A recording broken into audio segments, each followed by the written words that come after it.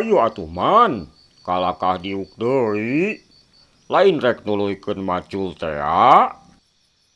Kela, asa capek keneh ketang.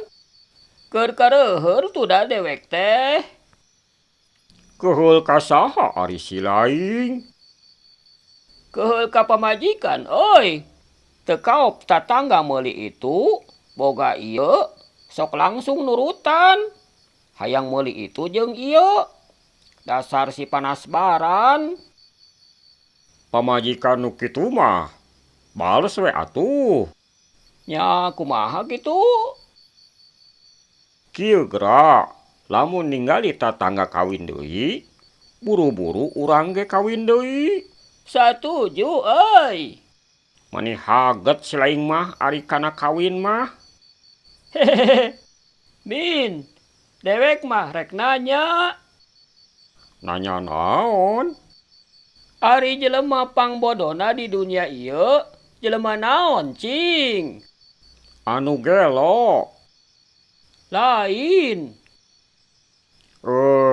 Dibere duit, diajak ulin, diajak pelesir, ditraktir makan-makan, teu daek. Lain. Naon atuh? Taluk dewek mah. Jelema nu pangbodona mah tukang delman. Nah kumaha kitu? Nyapek tempo kumaneh tukang delman min. Ari awewe geulis jeung sareungit di tukangan.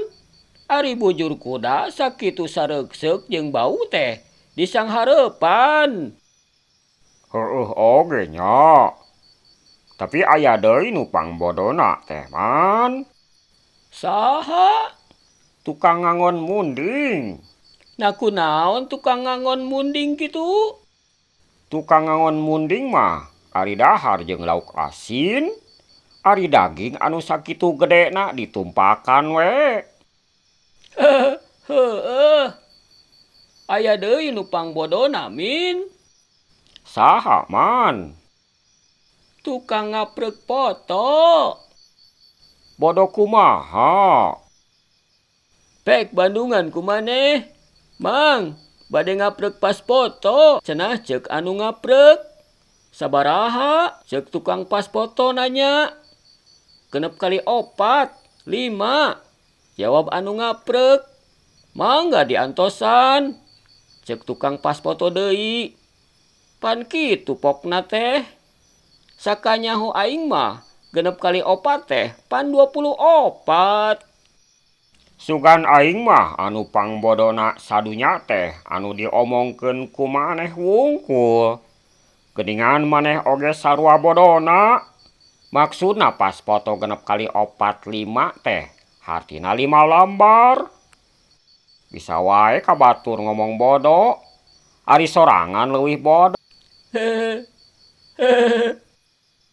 Matak ari jelema teh kudu daek diajar nungtut ilmu. Ngarah pinter. Tong jadi jalma bodo wae salilana atuh. Siga nu pinter wae si laing oge min. Nya lumayan we teu bodo-bodo teuing atuh. Bisa ari ngasa ukur maca-maca hungkul mah.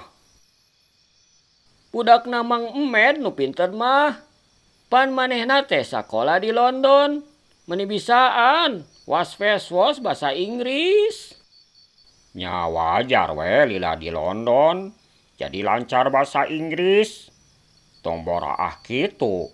Di Inggris mah budak leutik 8 tahun. Meuni capetang ngomong ku bahasa Inggris. Ya heueuh atuh. Budak leutik nu di Arab capetang bahasa Arabna. Budak leutik nu di Jerman pinter ngomong bahasa Jerman. Nu di Walanda, budak umur 8 tahun lancar ngomong bahasa Walanda. Nya kitu nama. Tah anu aneh mah ningali budak urang Sunda nu aya di kota-kota Tatar Sunda umur 8 tahun masih keneh anu tacan lancar bahasa Sundana. Perkawis eta mah sim kuring moal ngomentaran